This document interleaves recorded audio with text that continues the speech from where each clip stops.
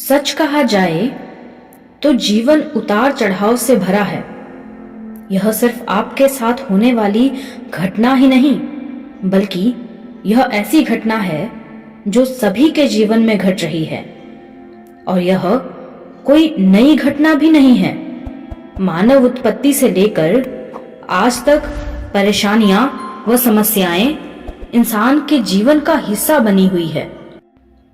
जब इंसान के पास आग नहीं थी तब वह कच्चा मांस खाते थे, तब भी यह एक परेशानी थी।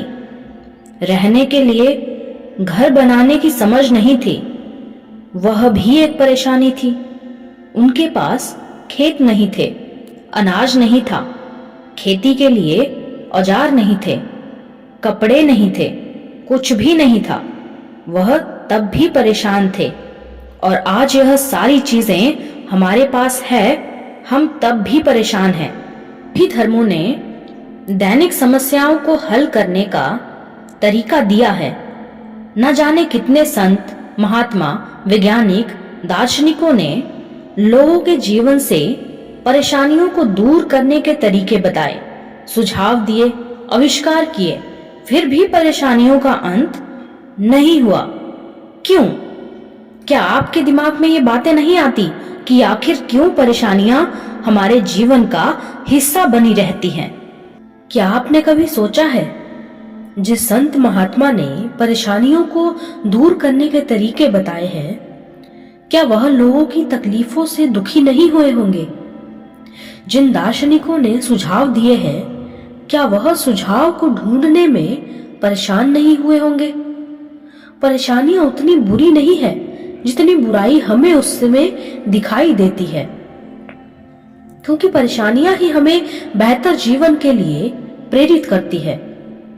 अगर आसान शब्दों में कहा जाए तो परेशानियां हमें बेहतर जीवन के लिए और बेहतर चीजों का चुनाव करने के लिए मजबूर करती है। परेशानियां हमें उस चीज को पाने के लिए मजबूर कर देती है जो हमारे पास नहीं है। लेकिन परेशानियां हमारे ऊपर हावी हो जाए और हमारी गर्दन उसके आगे झुक जाए, बस यही एक बात बुराई है। उम्मीद है मैं आज की इस वीडियो के थ्रू आप सभी लोगों को समझा पाऊंगी कि अपनी परेशानियों से हमें कैसे जूझना चाहिए, कैसे निपटना चाहिए, कैसे उसका समाधान करना चाहिए। गौतम बुद्ध ने कहा है, हमारी समस्याओं का कारण जानने के लिए हमें और गहराई में जाना होगा। असल में हमारी समस्याओं का कारण हमारा भ्रम है। आप दुखी हैं, हो सकता है इस दुख का कारण आपका काम हो, लेकिन आपको इस कारण के जड़ तक जाना होगा। आप इस काम से दुखी क्यों हैं? क्या आप बहुत परेशान होते हैं, या आपको काम करने का तरीका पसंद नहीं है इसलिए दुखी है, या आप काम से मिलने वाले प्रतिफल से संतुष्ट नहीं है इसलिए दुखी है, या आप बहुत गुस्से में काम कर रहे हो? इस तरह आप जब अपने समस्याओं की गहराइयों में उतर जाते हैं, तब आपको मालूम होता है कि आपको इससे किस तरह छुटकारा पाना है। अगर आपके दुख का कारण गुस्सा है, तो आपको किस तरह अपने गुस्से से निपटना है। अब दोस्तों, मैं यहाँ थोड़ा सा रुक कर आपको अपनी वीडियोस के बारे में बताना चाहती हूँ। अगर आप अपने दुख का कारण या दुख से निपटना चाहते हैं, तो मैं यहाँ आपको अपनी बनाई हुई पिछली वीडियो के बारे में बता दूं। मैंने आपको एक वीडियो के थ्रू बताया था कि दुख से कैसे निपटना चाहिए, तो यहाँ से आप उस वीडियो को भी जरूर देख सकते हैं। आइए आगे बढ़ते हैं। हमारे दुख का कारण अधिक चिंता करना भी हो सकता है, क्योंकि चिंता करके कोई भी सुख में तो नहीं रह सकता है। एक महान भारतीय बौद्ध गुरु शांतिदेव ने कहा है, अगर आप किसी कठिन परिस्थिति में हैं, तो इसे बदलने के लिए आप कुछ कर सकते हैं, तो इसे बदलिए जिससे आपकी चिंता दूर हो जाए। और अगर आपकी चिंता दूर हो गई तो आपकी समस्याओं का हल भी आपको मिल ही जाएगा। अगर आप इसे बदलने के लिए कुछ भी नहीं कर रहे हैं तो भी चिंता करने से कोई लाभ या कोई मदद नहीं मिलेगी। यहाँ तक कि कोई और भी आपकी मदद नहीं करेगा, क्योंकि आप इसके बारे में कुछ नहीं कर रहे हैं। फिर भी हम व्यर्थ ही चिंता में घूम रहे होते हैं। हमें लगता है चिंता करने से सब कुछ ठीक हो जाएगा। संतुष्ट ना होना भी एक कारण हो सकता है आपकी चिंता का या आपकी समस्याओं का।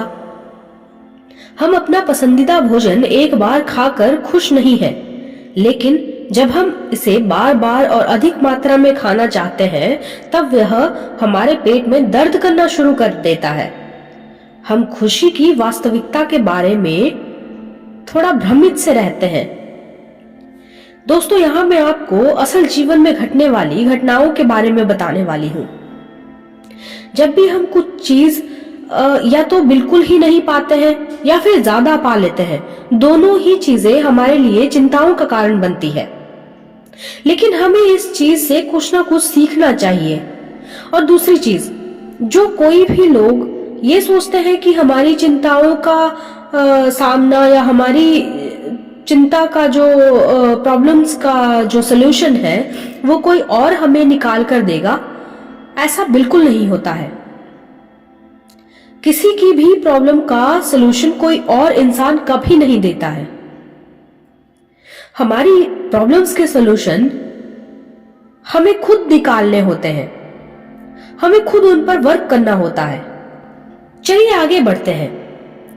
अब अगर मैं चिकित्सकता के क्षेत्र में उदाहरण दूं तो उपचार और स्थिति को ठीक करने के बीच का अंतर को समझते हैं। अब मान लेते हैं दुर्भाग्य से किसी का हाथ टूट गया है और उसकी परेशानी उस दौरान क्या होगी?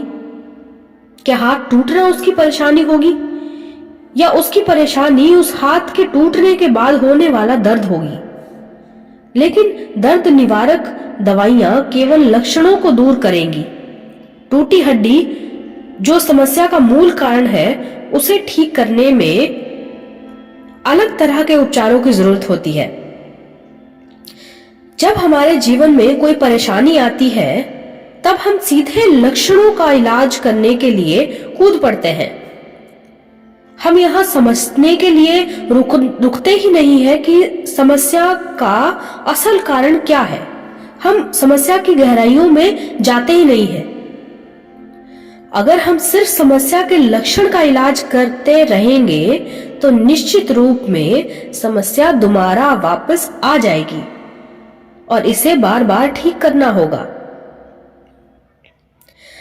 आखिर में एक और बात कहूंगी दोस्तों, जीवन में सुख और दुख चलता ही रहता है, जैसे सूरज और छांव, जैसे दिन और रात। ये हमारे जीवन का एक पहलू है। आप कभी भी अपने जीवन से दुख को हटाकर सुख नहीं रख सकते हैं। दुख और सुख दो नदी के वो किनारे हैं जो आपके साथ ही चलेंगे, लेकिन वक्त वक्त पर कभी कभी आपके जीवन में दुख आएगा तो कभी कभी आपके जीवन में सुख भी आएगा। हो सकता है दुख थोड़ा ज्यादा आए, सुख थोड़ा कम आए, या हो सकता है एक फेज के बाद सुख ज्यादा आए और दुख थोड़ा कम आए। लेकिन ये वो चीजें हैं जिससे आप भाग नहीं सकते हैं। इनको फेस करना आपको सीखना ही होगा।